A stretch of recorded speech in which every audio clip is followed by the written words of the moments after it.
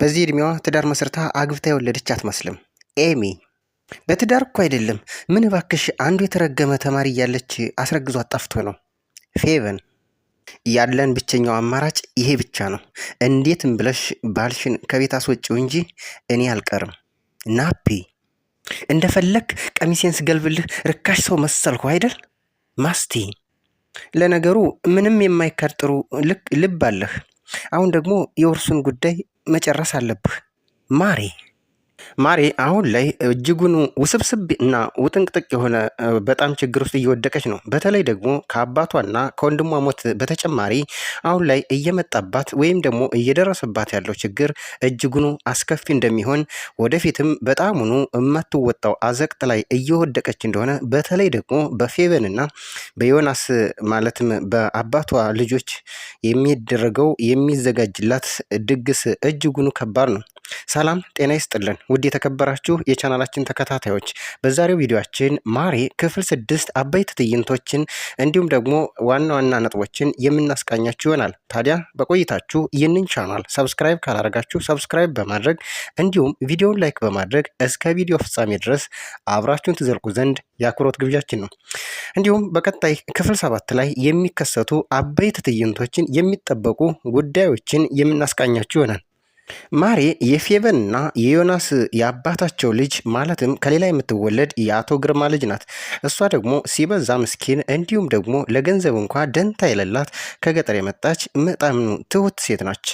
የአባቷን ሐዘን ለመወጣት ከገጠር ወደ ቤተሰብ ማለትም ወደ ከተማ የመጣችው ማሬ በተለይ ደግሞ አሁን ላይ እነ ፌቨን እና ዮናስ እጅጉኑ በጣም ስጋት ላይ ወድቀው በተለይ ደግሞ እሷ ሀብታችን ንብረታችን ማለትም የአባታቸውን ሀብት ትካፈለናለች በማለት እጅጉኑ በጣም ትልቅ ጭንቀት ውስጥ በመግባት ሴራዎችን እየጎነጎኑ በሰበብ አስባቡ ባለፈው ክፍል እንደተመለከት ነው አሞሻን፣ ታማሚነሽ፣ እንዲሁ እብድነሽ እያሉ በአንድም በሌላ መንገዶችን ሰበቦችን እየዘየዱ በተለይ ደግሞ ፌቨን አንዳንድ ነገሮችን እያውሰበሰበች እሷንም ለችግር እየዳረገቻት ትገኛለች። ማሬ አሁን ላይ የውርስና የሀብት ጉዳይ እጅጉኑ ያን ያክል ለእሷ ደንታ የለውም። ነገር ግን እሷ የምትፈልገው ከነፌቨን ማለትም እና ከዮናስ የተወሰነ ገንዘብ እንትን ብለው መድበው ያ ማለት የምትንቀሳቀስበት ወይም ደግሞ የሆነ ሱቅ ነገርም ቢሆን ከፍተውላት ስራ እንዳፈታ ቢያንስ እንኳ ሀዘኗን ለማስረሳት እንድትንቀሳቀስ ትፈልጋለች። ነገር ግን የውርስ ጉዳይ አሁን ላይ ለእሷ ቦታ የለውም።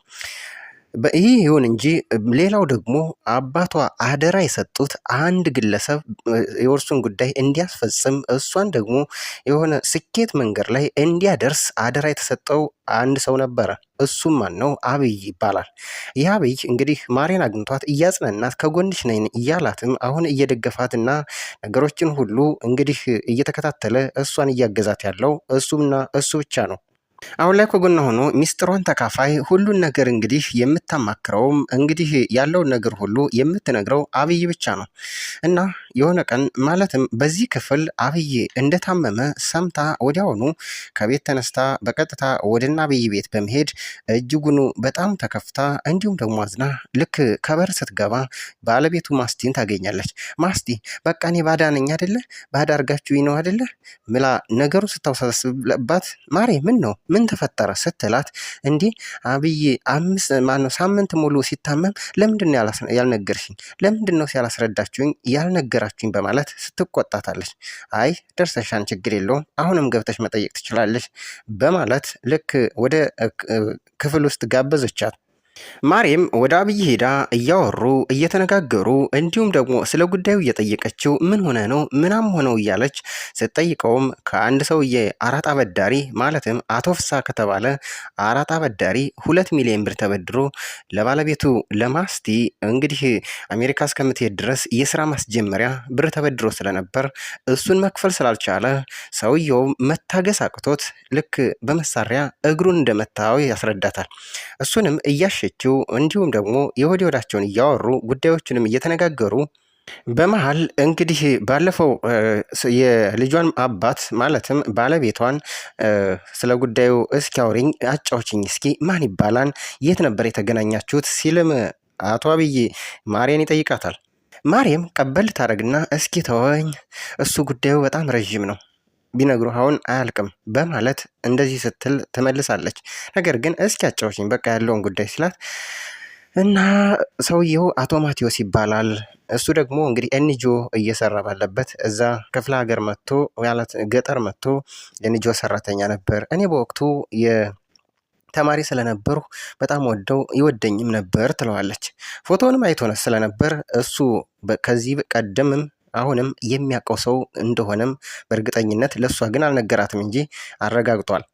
ማሬ ግን ከባለቤቷ ማለትም ከድሮ ፍቅረኛዋና ከልጇ አባቷ ይልቅ አሁን ላይ ልቧን የሰበረው እጅግ ትልቅ ሐዘን ውስጥ የጣላት የወንድሟ መሞትና እንዲሁም ደግሞ የአባቷ ሞት ነበር። ታዲያ ይህንን እያወሩ እያለ ይልቁንስ ከአባቴ ጋር እንዴት ተዋወቃችሁ ስትል ትጠይቀዋለች። ምክንያቱም አቶ አብይ ማለት የአባቷ የአቶ ግርማ ጓደኛውና እንዲሁም ደግሞ የቅርብ ሰው እንደነበር ነግሯታል። ማለቴ በእድሜ አትገናኙ፣ እሱ ትልቅ ሰው አንተ ትንሽ፣ እንዴት ተዋወቃችሁ ስትልም ጥያቄ ስታቀርብለት አብይም ሳቃልና አይ ማሬ እድሜ እኮ ቁጥር ነው አላትና ያኔ ከአሜሪካ ዲፖርት ስደረግ ያ ማለት ወደ ኢትዮጵያ ስመለስ በአጋጣሚ ተገናኝተን እንግዲህ የቅርብ ግንኙነት የፈጠርን ሁለት ጓደኛሞች ነበርን ይላታል። ይህንን ከመለሰላት በኋላ አሁንም ማሬ ሌላ ጥያቄ ትጠይቀዋለች። ነገር ግን ባለቤት ደህና ናት? ስገባ ደህና ስላልመሰለችኝ ነው። እንዴት ነው የደነገጠችም ትመስላለች በማለት ትጠይቀዋለች። ደህና ናት፣ ምን ትሆናለች ብለች ነው እናም ብሎ አደባብሶ ይመልስላታል። ነገር ግን በዚህ መሃል አቶ አብይ በአይምሮው የሆነ ነገር ያቃጭልበታል። ያ ደግሞ ምንድን ነው? የአባቱ አደራ፣ በተለይ የማሪን ጉዳይ አደራ የሆነ ቦታ ማድረስ አለብህ።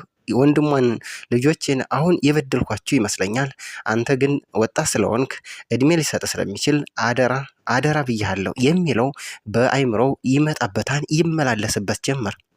ማርያም አብይ አብይ ብላ ስትጠራው ከሀሳብ ሰመመን ወዲያው ነቃና ማሬ በቃ አሁን የውርሱን ጉዳይ መጨረስ አለብን ሲል አንድ ጥያቄ ጠይቃታል።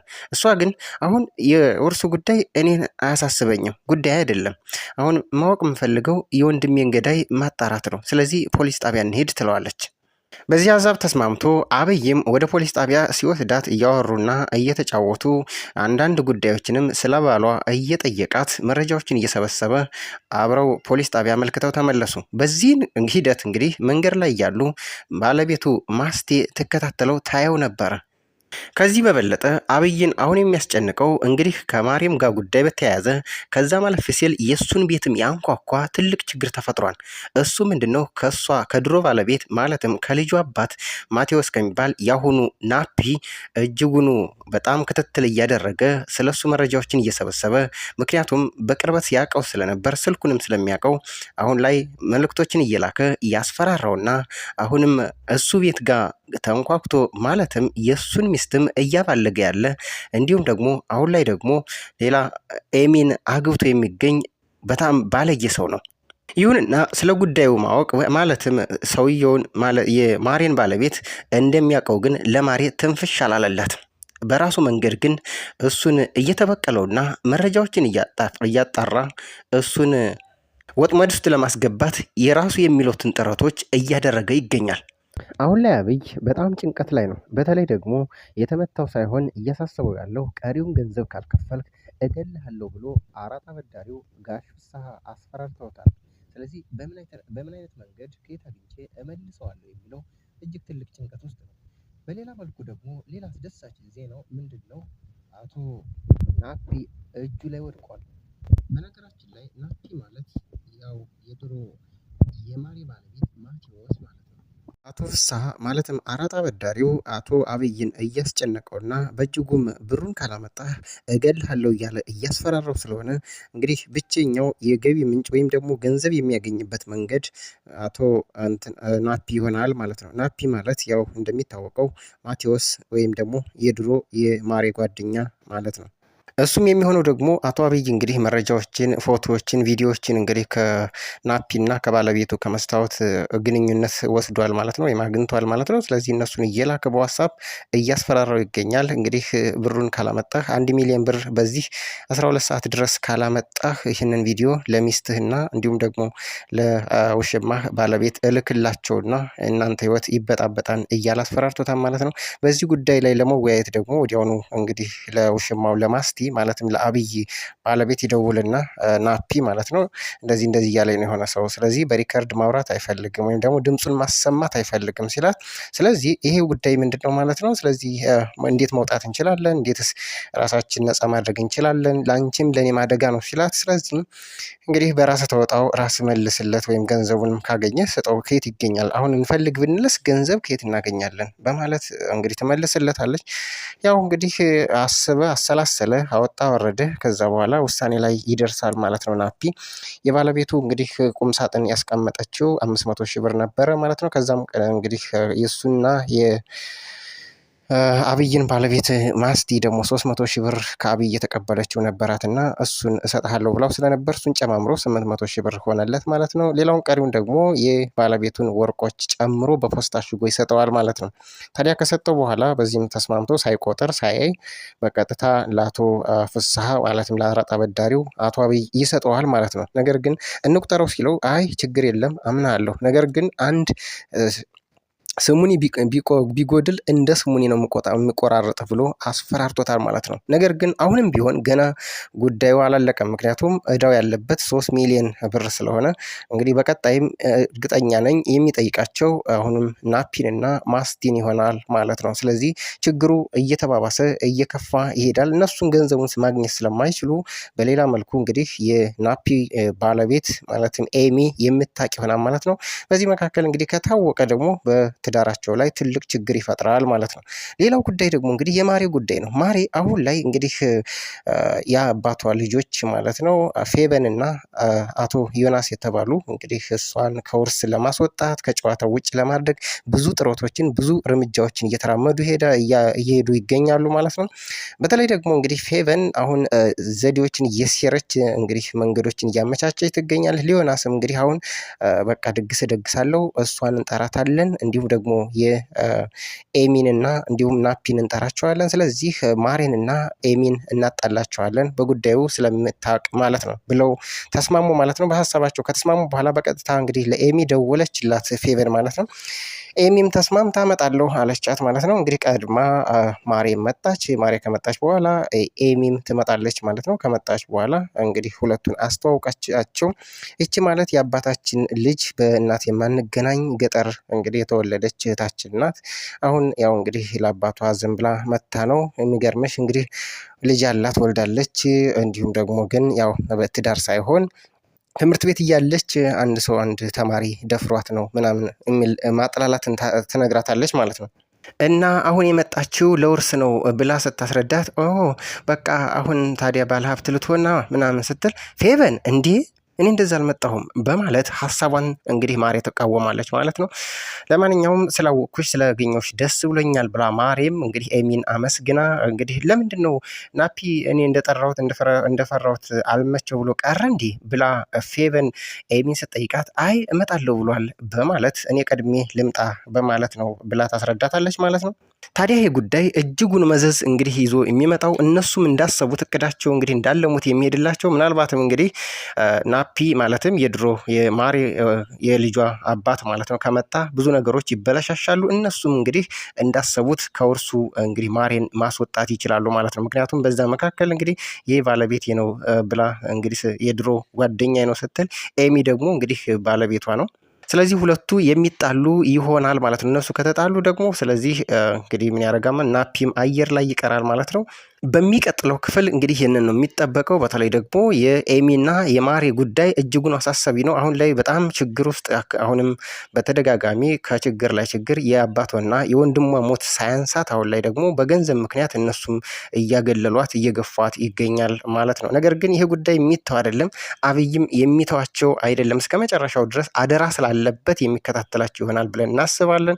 በቀጣይ ክፍል ምን ይከሰታል እናንተ የምታስቡት ወይም ደግሞ እናንተ እንግዲህ የምትጠብቁትን ጉዳይ ሀሳብ መስጫ ሳጥን ኮሜንት ላይ እያስቀመጣችሁ ይህንን ቻናል ደግሞ ሰብስክራይብ ካላረጋችሁ ሰብስክራይብ በማድረግ እንዲሁም ደግሞ ቪዲዮን ላይክ በማድረግ እስከ መጨረሻው ስለተከታተላችሁን ጭምር ከልብ እያመሰግን የዛሬን በዚህ አበቃን ማለት ነው። በሚቀጥለው ክፍል እንግዲህ ማሬ ምን ያጋጥማት ይሆን ወይም ደግሞ ውርሱን ታገኝ ወይስ አታገኝ፣ ከዛ ማለፍ ሲል ደግሞ ከኤሚ ጋር የሚኖራት ግንኙነት እንግዲህ ናፒ ከመጣ ምን ይፈጠር ይሆን የሚለውን የምንመለከት ይሆናል ማለት ነው። የዛሬን በዚህ እንግዲህ እንቋጫለን ማለት ነው። ስለነበረን ቆይታ ከልብ እያመሰገን በዛሬው ቪዲዮአችን አብራችሁን ስለቆያችሁ ጭምር ከልብ እናመሰግናለን። በቀጣይ ክፍል እስከምንገናኝ